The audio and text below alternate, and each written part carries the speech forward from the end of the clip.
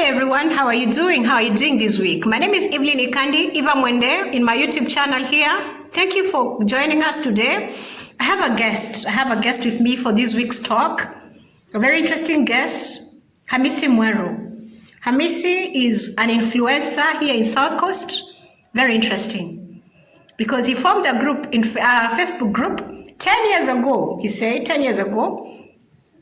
And it has 48 members. So you can imagine commanding 48 members following. That's an influencer. Hamisi, karibu sana. Asante sana. Yes, my name is Hamisi Mweru. Yes. And I am a Muslim. And I was born 35 years ago in Neptune, Msambweni sub-county, yes. Kwale County. Yes, and how do you think that 48 members? It's not 48 members, but 46,000. 46,000. 46,000 members. Yeah, 46,000 members. Wow, in yes. a Facebook group. Yes. Interesting. Yeah, the name of the group is Down South Coast in Ukunda. Down South Coast in Ukunda. You can check it out meanwhile, yes? Yes. We started this group 10 years ago. Yes. Yes, me and my friend, his name is Omar Mandaro. Yes. Yes. And the group was mainly just for the purposes for the charity. Charity. Yeah, charity work. And we have been there for 10 years now. Yes. Yes, so that's it. Interesting. Sasa Hamisi Mweru, mzaliwa wa Ukunda. Anasema alizaliwa hapa Neptune. Anasema yeye ni Mjikenda, Mduruma. He's a local, and I really appreciate when I interact with locals like Hamisi because he helps us to understand the real issues on the ground. Yeah. And he says he formed this, alianza hiki kikundi cha Facebook Down South Coast in Ukunda miaka 10 iliyopita, 10 years ago. Na ina washirika ama members 46,000. Yes. 46,000, 46,000. Yeah, Hamisi, not many people can have such membership. I mean, not many of us get to have such a followership. Yes. It tells something about you. Of course, you say you are with your friend. Yeah. But I've seen you outstand. You've been so outstanding as the leader of that group. Yeah. Does it mean that you are a natural leader? Wewe ni kiongozi wa kuzaliwa ama hiki kikundi pia kimekutengeneza, kimekuunda ukawa kiongozi? Kuhusu uongozi, naweza tumia pengine nilizaliwa nao kwa sababu when I was young, first of all, let me tell you that I was born alone. Yes. In our family. I was raised by a single mother. Yes, and I'm the only child. Wow. Yes, and I've said I was born 35 years ago. So when I was young, when I was playing at our house, yes, a lot of children, they were just coming there and play with me. Yes. Yes. So by that time, when they come there, yes, majority ya wale ambao walikuwa wanakuja, walikuwa wana propose kwamba hao ndio wamekuja kwangu, but pia wana propose kwamba huyu bwana wacha tuongoze katika mchezo ambao tutacheza leo. Wow.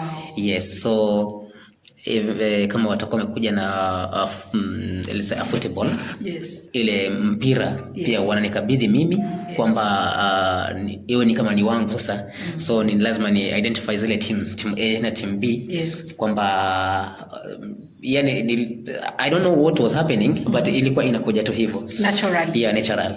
Na pengine hiyo siku kama nitakuwa sipo, if they come there maybe I'm sick, watakuwa tu hawako katika hali nzuri mpaka pale nitakapokuwa na nikipona, then they were very happy. Wow. Na pia nikisema leo sitacheza, basi hata kama wamekuja, then hawezi kuenda kwa nyumba nyingine wakacheze hiyo siku, they don't play. Yeah, so I think huko ndo ilianzia uongozi wangu. Kwa hivyo uongozi wako ni wa kuzaliwa, ulizaliwa nao. Yes. Na that's very interesting. Yeah. Hamisi, umetuambia kwamba wewe ni mtoto wa kipekee kwenu. Yes. Hauna dada, hauna kaka. No. And then ukasema pia kwamba umelewa na wazazi ambao waliachana. Yes. Divorced parents. Yeah. Very interesting situation here. Because I imagine many children who grow up from such families, broken families, don't turn out well. Personally, as a counselor and as an addictions counselor, mshauri wa waraibu, nimeinteract na vijana wengi ambao wako na background kama yako. Baba na mama waliachana.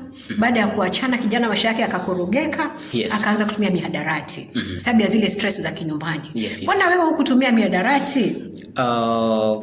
Mimi si kutumia mihadarati, lakini nilikuwa kidogo nitumia mihadarati kwa wakati huo. Kwa sababu unajua mahali nilipozaliwa Neptune, mahali nilipolelewa, ilikuwa ni kama 300 meters kwa bahari.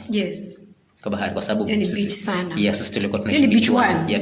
Tulikuwa tunaishi kwa staff quarters by that time. So kwamba tulikuwa ni kwetu. So my parents walipo divorce, sasa ikanibidi nalelewa na my mom, a single mother. Lakini mamangu pia nafikiri, wajua mtu kukoseka, kijana kukoseka kwa maadili huwa pia inategemea na foundation ya mzazi pia, na pia na society. So my mom pamoja na kuwa alikuwa ananipenda sana, na naweza sema pia ananipenda mpaka sasa hivi, hangeweza kuniruhusu pia nikuwe na mienendo ya kujumuika. Hata wale marafiki zangu walikuwa wakija pale kucheza na mimi, walikuwa pia hata yeye mwenyewe ana uwezo kucontrol kwamba msicheze mchezo huu, wala msicheze mchezo huu.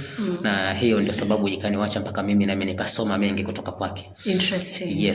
So you're trying to tell us that your mother, much as she was a single parent, she was actively involved in your upbringing. Exactly. So we can say she did what we call today intentional parenting. Where you purpose that nitalea mtoto wangu, nitamwekea sheria fulani atazifuata, basi akizivunja na muadhibu, akizitimiza na mreward, you know, intentional parenting. So do you think that is the problem with most of the youth here who have got into drugs? Now, another thing, as I'm telling you, where I was born, I was born in a staff quarter. And mimi, myself, niliona ile life ambayo tuko nayo, ningejichanganya sana na maisha ambayo pengine ya mihadarati na mambo mengine. Basi kusema ule kweli, tukijua kwamba mimi tuseme ndio alikuwa ndio pillar ya ile nyumba, kwa sababu my parents walikuwa wamedivorce. Alafu sasa nilikuwa nalelewa na single mom. Hebu imagine mtoto wa pekee, alafu niingilie mihadarati.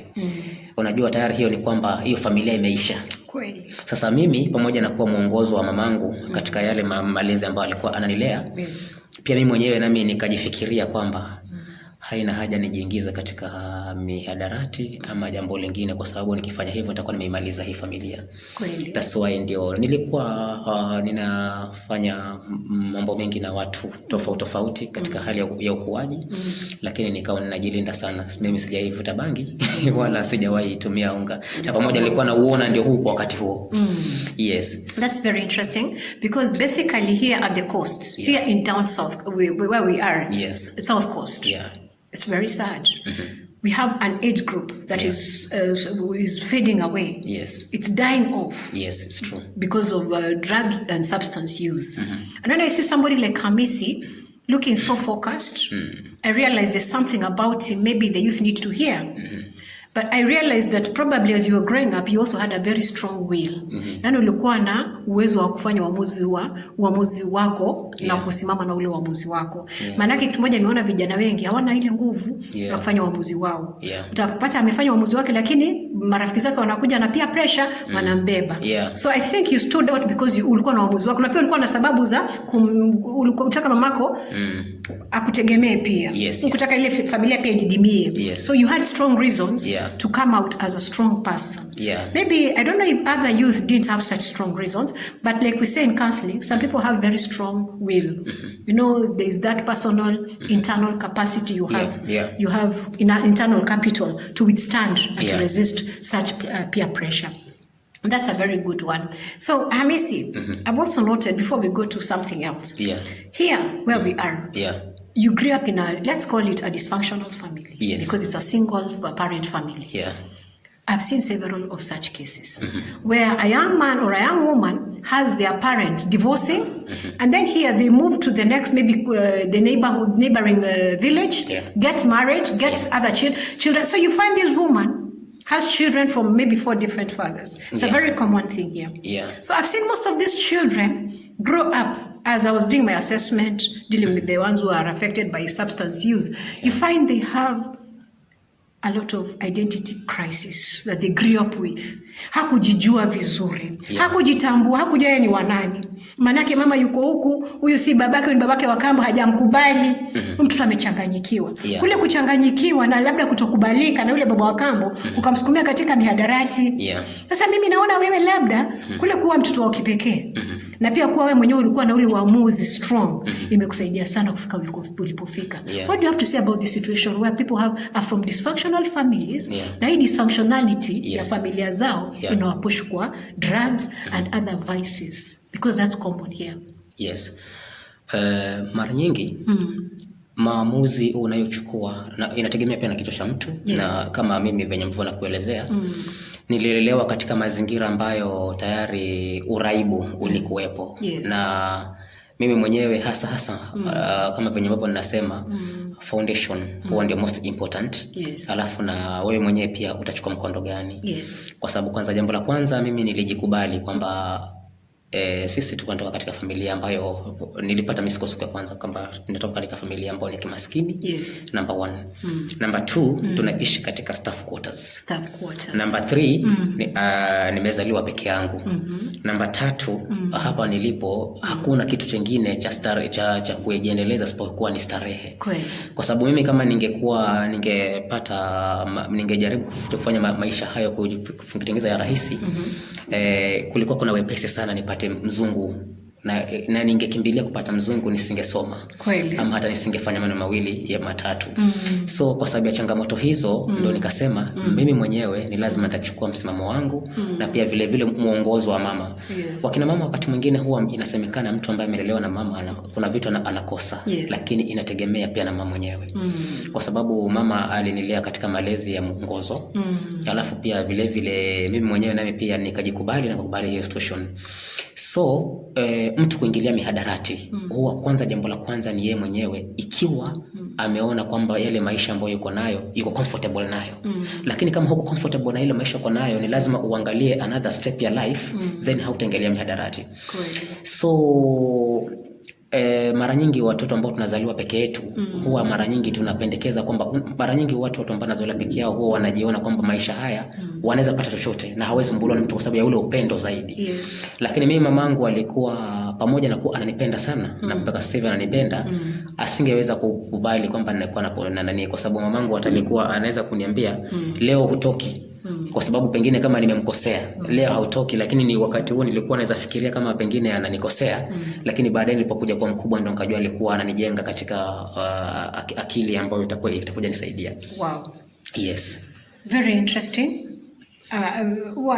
Yani na kuonea wivu kidogo. Manake wengine wetu ambao tulizaliwa katika familia za watoto wengi, sibling rivalry imechangia sana pakubwa kwa maisha yetu, wengine kuzoroteka. Wengine pia wameanza kutumia mihadarati kwa sababu hiyo sibling rivalry. Kwa mfano, upate mama ameolewa kwenye boma fulani na bwana yake haja kubali watoto wake ambao walikuja nao kutoka kwenye ile boma nyingine. Huyo mtoto ambaye amekuja na mamake atakuwa na stress nyingi sana. Hata kukubalika na kaka zake wa huyu baba haitakuwa rahisi. Waona? Na sasa hiyo sibling rivalry pia uchangia sana stress. Kwa hivyo wewe kwa upande mmoja uliepuka hiyo stress ya ma siblings. Number 1. Na ilikusaidia kiasi. Number 2, wajua there's a reason kwa nini nilizaliwa peke yangu na kwa nini wazazi wangu pia divorce. Ni kwa sababu mamangu alikuwa ana shida ya kizazi. Kwa sababu tuseme mimi nikaambia nilipatikana bahati mbaya, wacha nitumie hiyo lugha. Si bahati nzuri, kwa sababu katika historia yenye ambavyo ndielezewa ni kwamba mimi ilikuwa ni mimba kama ya 7 kupatikana. Zilikuwa zikishika zinawacha. Sasa katika hiyo venye ambavyo ilikuwa inaenda, ndio wazazi wangu wakawa wako na shida ya maelewano. Sasa yangu ndio kidogo ikaja kushika kidogo, sasa mimi ndio kapatikana. Nilipopatikana mimi sasa huko nyuma zikawa ni shida zingine sasa. So ndio nikatoka mimi. So nafikiri pia mamangu naye akaona haina haja pia ariski tena akaolewe mahali kwingine tena aachike, kwa sababu ile shida iko nayo. Na hiyo shida mimi mwenyewe baada ya kuja kwa mkubwa ndio nilikuja kupambana nayo na nikamalizana nayo, kwa sababu kilingana na matibabu na njia zingine, kwa sababu sasa ilibidi nichukue hilo jukumu. So mamangu angeweza kuolewa tena mara nyingi. Okay, si kumuuliza sana, lakini nina imani kwa sababu ukiongea naye nikana kwamba alikuwa anajaribu kuepuka hilo kwamba pengine akaolewe alafu achike tena. Achike kwa sababu ya kupata watoto. Yes. Yeah, Miss, wewe ni you're a strong man. But let me say, unajaribu kusema kwamba ulizaliwa kimakosa. Hakuna aliyezaliwa kimakosa. Kwanza God had a purpose for your life. No. Tungepata wapi kiongozi wa yani atukunda, tungempata wapi? Yes. Tungepata wapi aspiring MC ambaye huenda akapata, you know? Yeah. Mimi ningepata rafiki kama wewe wapi? So you hukuzaliwa kimakosa. I really appreciate you, and wewe ni mwongozo mzuri pia, wewe ni kielelezo kizuri kwa vijana. Yeah. We need such young men. Yeah. We need such young men who are role models, because I'm very sure kuna vijana hapa wanaweza kukuangalia wasema nataka kuwa kama Hamisi Mweru. You are a role model. Yes, yeah. Congratulations. Yes, thank you. Kwa hivyo kuzaliwa kimakosa. Haya, tuendelee mbele kidogo. Nieleze kidogo. Una bibi? Are you married? Mimi ni baba. Ulisema una miaka 35 by the way. 35 years old. Yeah. Okay. Mimi ni baba. Baba. Yes. Na unaona katika wakati wa ukuaji wangu, kulingana na kuwa tulizaliwa katika familia za kimaskini, na mamangu alikuwa ni mtu ambaye ana shida, wakati wote ni mgonjwa na mpaka sasa hivi mamangu yuko na hizo hali. Mamangu akimaliza mwezi mzima kama sijapatiwa habari kwamba anaumwa na shangaa, kwa sababu nimezoea every week ni mgonjwa. Sasa nilipofikisha umri wa miaka 20 nafikiri hivi 25 hivi, ili lazimu nioe mapema. Ukawa mapema. Baada ya kumaliza mambo yangu ya masomo kiasi yale ambayo nilikuwa nategemea, ikanilazimu nioe mapema kwa sababu ya ili kusudi mamangu apate msaidizi, kwa sababu sikuwa na dadangu na pia sikuwa na mtu ambaye yuko pale karibu. So ikanilazimu kwamba nioe ili kusudi niweze, lakini ninaoa but hakuna hakuna chakula ama hakuna mahali ambapo nitampeleka, kwa sababu still we are living at the staff quarters.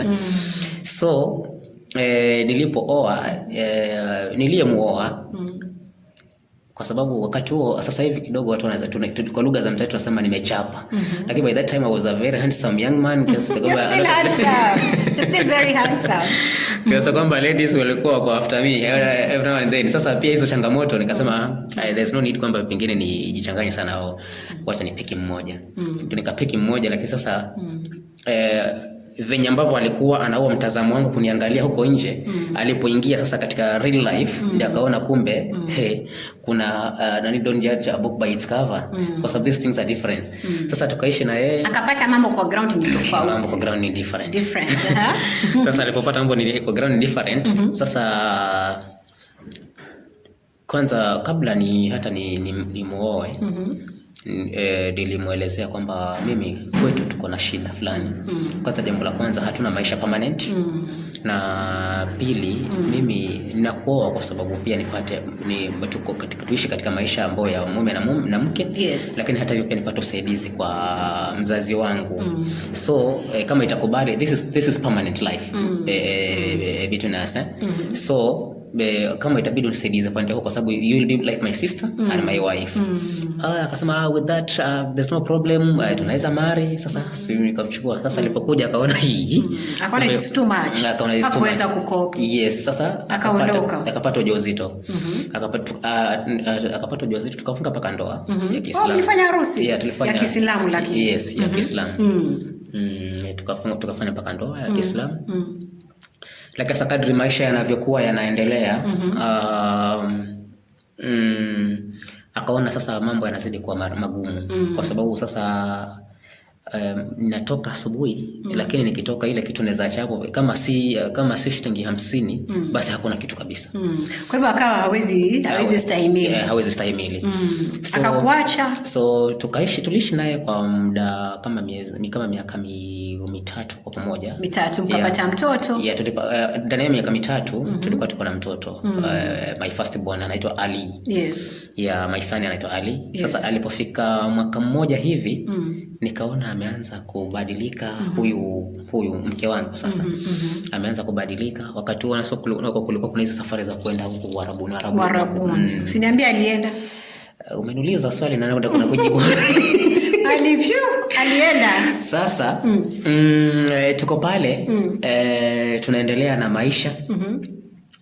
akaja kuniuliza ushauri siku moja. Babake ali, sasa wewe unaonaje haya maisha? Si uende uende Warabu at least ukatafute maisha. Akapendekeza wewe uende. Akanipendekeza mimi niende. Nikamwambia mimi siwezi enda kwa sababu kwanza, jambo la kwanza uko na mtoto mdogo hapa. Alafu pili mamangu pia ananitegemea. Alafu pili sasa mimi nikitoka kienda kule nimeacha hapa shida mara 3. Yes. Wewe, mtoto, mamangu na pia katika hii maisha niko na wacha tunifight hivi. Yeye akaniambia unaonaje mimi nikienda? Nikamwambia kwamba wewe hauwezi kuenda kwa sababu nikisema kwamba uende kuna mtoto mdogo hapa. Wacha tuache huyo mtoto pengine afike kama miaka kama 10 hivi ndio uende. Akaniambia basi mimi naweza enda wakati wote. Nikamwambia lakini utaenda vipi? Sasa unajua mimi nilikuwa najua hana passport. Wakati huo nilikuwa najua hana passport na hana chochote. Kwa hivyo katika ile hali ya utani nikamwambia kama utakwenda wewe nenda. Just go. Just go. And she went. Ile jokes akasema mimi niko serious nitaenda. Nikakata hii long story short. Alienda. Kabisa? Na nikachua huyo mtoto. Akaacha mtoto how many years? Alikuwa 1.3. 1 year and 3 months. 1 year 3 months. Yes. Mpaka wa leo. Hajarudi. Yuko, lakini sasa hatuko pamoja kwa sababu kabla aende aliniitisha. Wajua Waislamu huwa tunaoana na kuna ile tunasema talaka. Mlipeana talaka. Sasa yeye mwenzangu aliziomba talaka zote 3 kwa pamoja. Kampa. Nilikataa nazo, lakini akawa hata hakuli hapo fanya chochote. Sasa ikanilazimu kwamba sasa nizipeane na sasa ikabidi, lakini sasa that's what happened. Akaenda zake, mkapeana talaka, story kaisha. Yeah, story kaisha. So now you're a bachelor. Sasa but you have been a single parent. Yeah, how have you coped with being a single dad? Yeah, nimelea my son. How old is he now, by the way?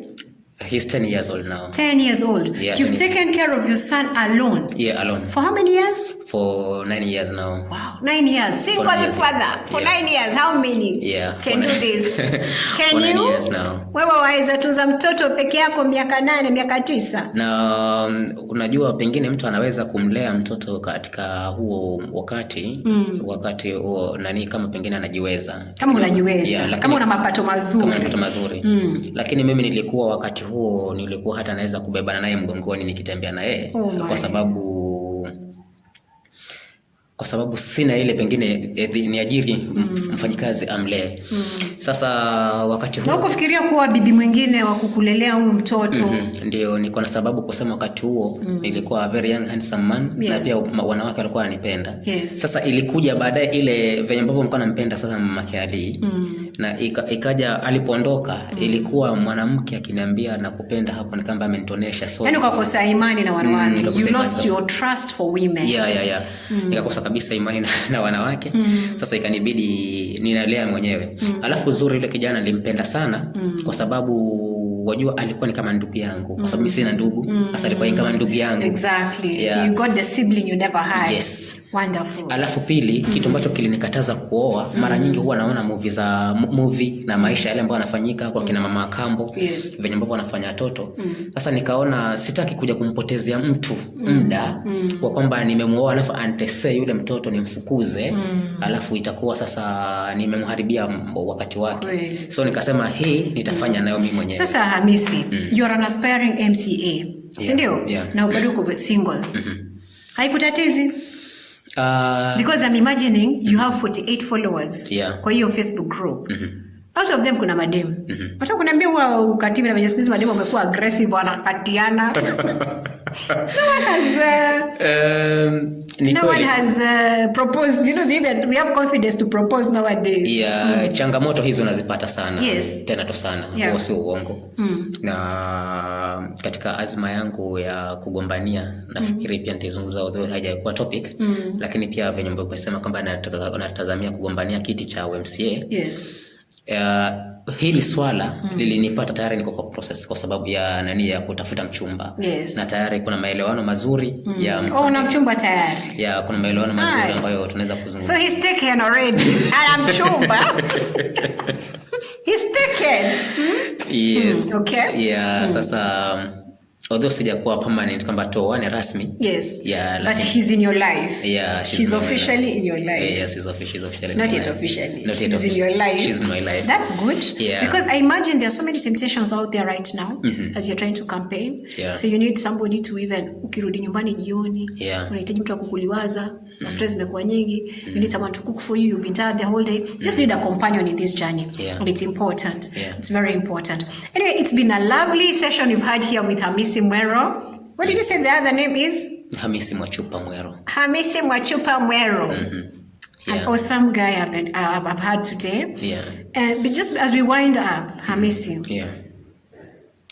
What's one thing you want to tell these young people here at the coast? Yeah, kwanza jambo la kwanza nikizungumza na watu wangu wa Pwani. Yes. Mimi niko mmoja hapo Mpwani na mzaliwa wa Kwale. Yes. Kwamba Kwale County tukiwa na Mombasa County. Yes. Mihadarati sasa hivi ni kama ni donda sugu ambalo linatuandama sana. Kweli. Na vijana tuliambiwa ndio nguvu kazi ya kesho. Na hii kesho tukisubiri sana haitafika. Kweli. Pale ulipo kama kijana wewe, basi ni kwamba wewe tayari ndio nguvu kazi ya kesho. Hii kesho ndio hii. Kwa hivyo kujichanganya na mambo mengi pia itakuharibia kama kijana. Itakuharibia. So ile kitu ambacho tunaweza sema kwamba vijana, mimi kama Hamisi Mwero na katika maybe hatujazungumzia zaidi ni kwa nini ilikuja kwamba nigombania kiti cha MCA. Lakini ni kwamba pia ni influence kutoka kwa marafiki zangu, kwa watu wa katika the group ya Down South Coast Ukunda ambao ninaongoza ya watu. Kwa hivyo msukumo ulitoka kwa watu wa hii group, Facebook group. Yes. Hamisi simama katika uongozi wako. Yes. Kwa sababu nimeiongoza kwa miaka 10 na hii miaka 10 yote kama nimeitumia hiyo group na kwa charities tofauti. Yes. Na kama vile ambao nimesema, kwa sababu mimi mwenyewe nilikuwa nimelelewa katika malezi ya chini, ninajali sana nikisikia kwa mfano sasa Madam Evelyn hapa pengine ana shida pengine shilingi 10,000. Ile shida ya ukweli, nilikuwa nina uwezo wa kuongea na wale watu wangu, hiyo shida inatatuliwa, na si kwamba ni loan unatatuliwa unapatiwa hiyo. Na mimi mwenyewe pia naenda ground, naenda pia kutafuta wale watu ambao kuna shida, mimi mwenyewe nasaidiana na wao. So far tumejenga nyumba kama 3 hivi, kujengea watu 3. Yeah, through my group ya Down South Coast Ukunda.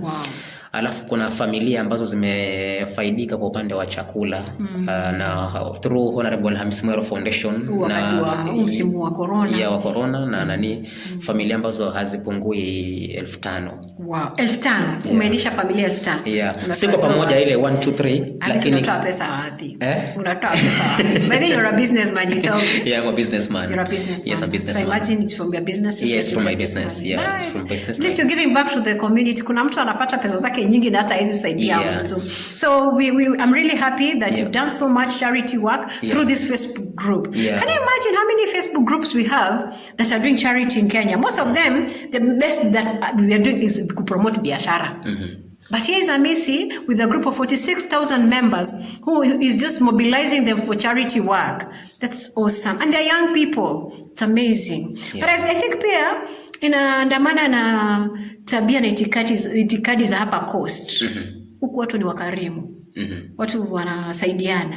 Kuna ujamaa kiasi. It's not like in Nairobi where you form a group just for biashara peke yake. Everyone minds their own business. I really like this. People care for each other. Ndio kwa ile group ya kuna watoka bara wengi.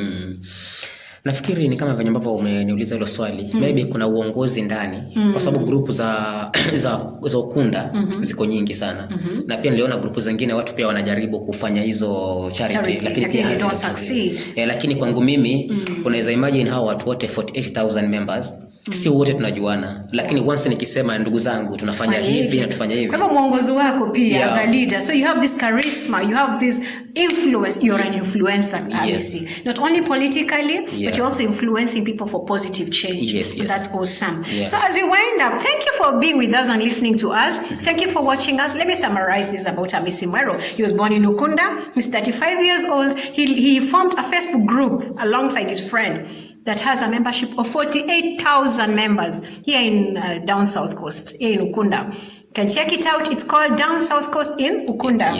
Check it out. It's a very good group. When you come to Diani, when you come for your beach holidays here, check it out. You'll get to know what happens here.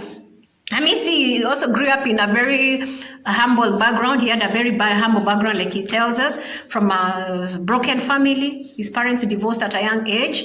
He says that from his mother had a fertility problem, so he was the only child. Says he was born by mistake, which I don't think is the issue here. God knew why he was born. There's a reason why God brought him into this world, and obviously we are seeing the purpose. He's fulfilling his purpose, and we are grateful. Hamisi pia yuwasema kwa sasa ana mchumba. He has been a single parent for 8 years, single father for 8 years. That's an achievement. Hamisi, you're just awesome. You're great. You are a hero in your own capacity. And I really appreciate you. And I love you, the fact that you also agreed to come and just talk to us about your life. Yeah. Thank you so much. Thanks so much for having me here. And also what I can say, katika group ya Down South Coast Ukunda, every Friday kuna business ambazo zinaendelea pale biashara. Ukitaka kupromote biashara yako, ukitaka kuulizia chochote ambacho unaweza kununua pale na kuuza, Friday ni siku every Friday is every Friday is kwa ya Diani iko pale. Alafu nilikuwa nimeka every Thursday ni siku ya tunaita butter trade. Yes. Hauwezi uza ama hauwezi kununua, lakini kwa mfano kama mimi niko na viti vimezeeka. Unaona, na pengine kuna TV sitaki ya 48 inches. Mnabadilishana. Wow, but that's a beautiful idea. I think you need to work on that, because the people who have household items they don't use, na kuna mwingine ambaye kuna kifaa ambacho huhitaji. Sasa mkibadilishana mmefaidika nyote. Wow, that's awesome. Hamisi, you're such a leader. You're so creative and innovative. We wish you the best in your aspirations. May God see you through. And thank you. We're also very grateful for the management of Mandari Villas. They've hosted us this evening, and we're so grateful. Thank you, Carol of Mandari Villas. God bless you. Asanteni.